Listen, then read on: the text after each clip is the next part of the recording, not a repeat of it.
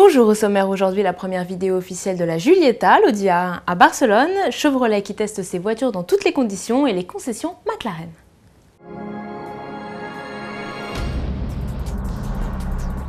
Mais on commence tout de suite avec la nouvelle New Beetle. En fin de semaine dernière, un cliché ainsi qu'une interview donnée au magazine anglais Autocar par Klaus Bischoff, le patron du design chez Volkswagen, ont confirmé qu'une nouvelle génération de New Beetle était en préparation.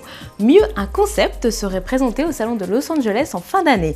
Alors cette nouvelle génération s'inspirerait des lignes du Rackster, un concept sorti en 2005, mais c'est avec une plateforme plus longue, plus de confort intérieur et plus de dynamisme de conduite. Une version hybride serait aussi au programme, à suivre donc.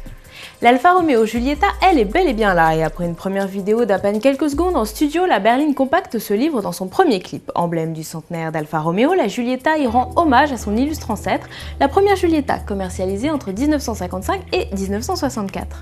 Côté info pratique, la remplaçante de la 147 sera commercialisée à partir du 15 mai. Au catalogue, elle offrira 3 moteurs essence et 2 diesel.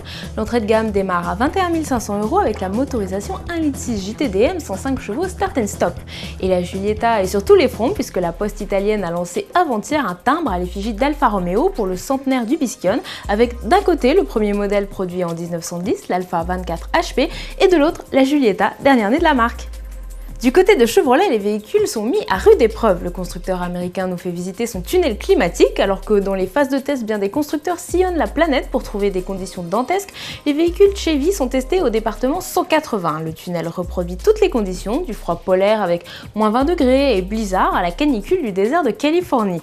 Ici, c'est la Chevrolet Equinox qui s'y colle afin de vérifier que le bloc moteur, mais aussi le système de refroidissement ou les freins supportent n'importe quelle météo.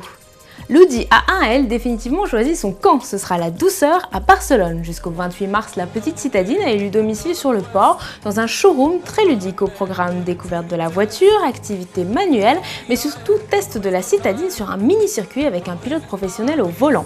Les badauds ont ainsi pu apprécier le comportement routier de la A1 sur une piste détrempée ou sur une rampe de skate.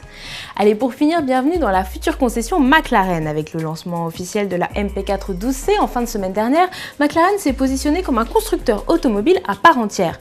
La marque de luxe anglaise compte ainsi se construire un réseau de vente dont voici les premières images virtuelles. Alors, premier modèle 100% maison, la MP4 12C sera commercialisée l'année prochaine. McLaren espère en écouler 1000 unités dès 2011. Allez, c'est tout pour aujourd'hui, à demain sur autoplus.fr.